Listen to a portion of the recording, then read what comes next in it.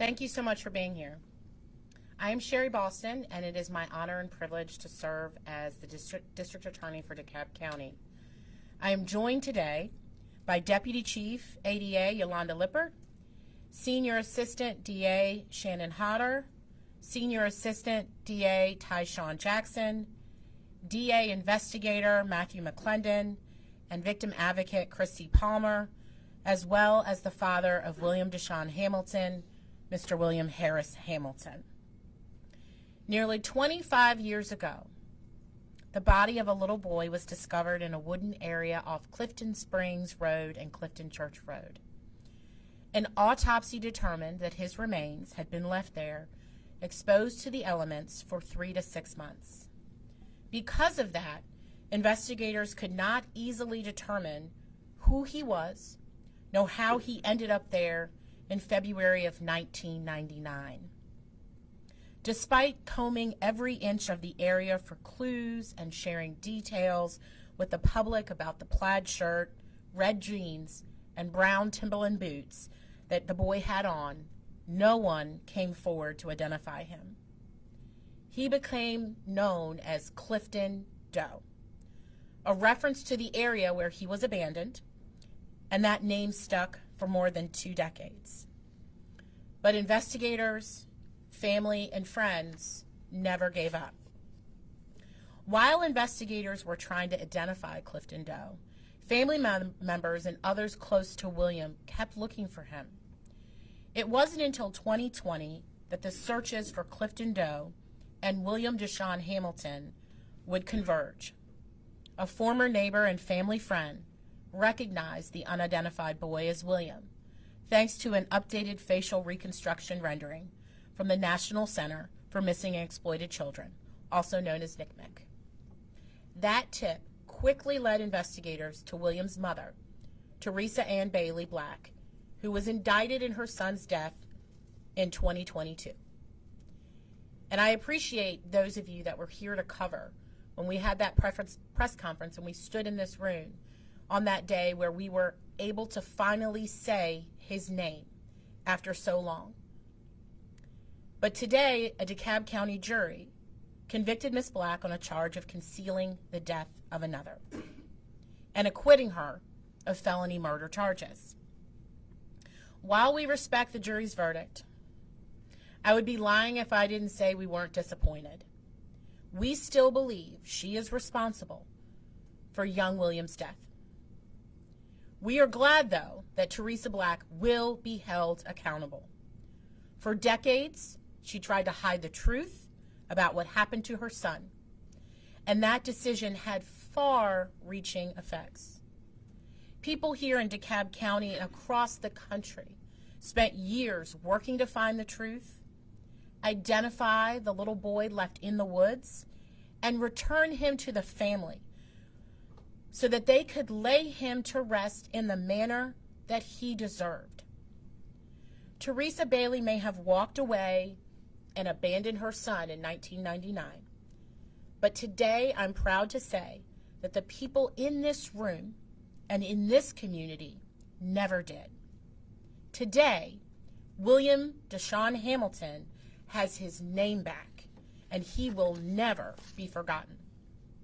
Sentencing for Ms. Black is scheduled for Friday morning, and under Georgia law, she could face anywhere from 1 to 10 years. While we cannot get into the specifics today, I can say that we intend to seek prison time for this felony conviction. So I would like to take a moment to recognize several people, besides the ones that are standing here with me, who had a hand in today's verdict. Lance Cross, the director of our Major Crimes Unit, Senior ADA Agatha Romanowski, and Senior Investigator Crispin Henry with our Saki team for their preliminary work on this case. The DeKalb County Police Department, specifically Chris Harvey, who served as the lead investigator on the case in 1999. He now serves as the Deputy Director with the Georgia Peace Officer Standards and Training Council, also known as POST. DKPD Lieutenant Adam Quigley, who worked on the investigation with our team, and Director Pat Bailey at the DeKalb Medical DeKalb County Medical Examiner's Office. And finally, the National Center for Missing and Exploited Children. We will now open it up for a few questions. So the defense team had said to us that they were looking at possibly trying to appeal the decision of the guilty verdict for concealing the death of another. I mean, will you guys fight that one? I mean, obviously you guys, I assume, because you guys aren't happy with how this unfolded, but you want to make sure she's held accountable at least for something? Well, Miss Black has every right to appeal her felony conviction as any other person convicted of a crime. It's not unusual in any case for a defendant to file a notice of appeal, and that is her right. And our appellate team will vigorously defend the conviction that we got today in court. Now, in speaking to the jury and the jurors when they left, they mentioned the fact that a cold case like this, and it's just really hard because a lot of the evidence isn't there. Would you say that does it seem in a way that by concealing it for so long, it's helped her? Absolutely. I mean, the fact that William's remains lay undisturbed in the woods, subject to animals and the elements, and the deterioration of his body, that was really only skeletal remains by the time they were recovered. Of course, there was lots of physical evidence lost. Had his body been discovered quickly, or had Miss Black contacted the police immediately, we would have been able to determine exactly through medical evidence and physical evidence how William died. And that would, of course, make a difference in any case. Were there any other charges that could have been added as far as lying to police, anything that would have been separate from concealing the death? No, just concealing the death. I also had a question about charges. We talked to the jury, and their problem was the intent part with felony murder. Now that you know what the verdict is, if you were able to go back, would you charge her with something different? Absolutely not. This team worked for years on investigating this case, identifying William, and identifying Teresa Black, and then building a case against her and going out to Arizona, where she was now living a new life.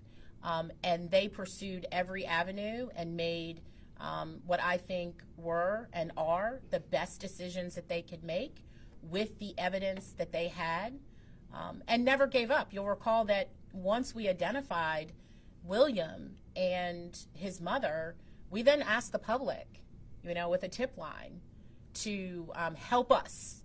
And it was a difficult journey, 25 years later, and people trying to remember where they were and if they recognized her or remembered anything at that time. So this team did an incredible job of tracking down every possible lead. And that's the difficult part. I mean, this is a cold case.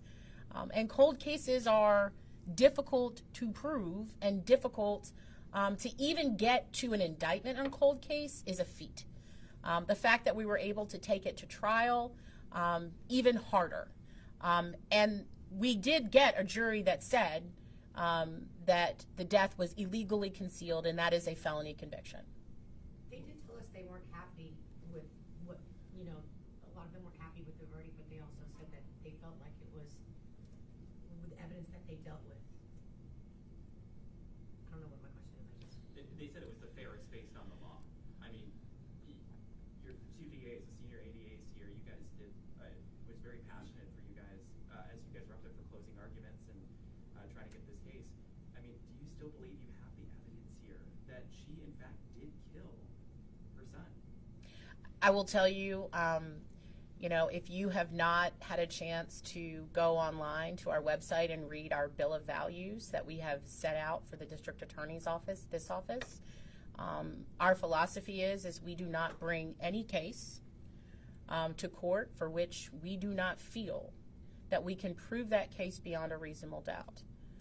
And so, no, this team did not have any doubt about Teresa's involvement in the death of William Deshaun Hamilton. But we understand that is a decision that's made by 12 people in a box every day.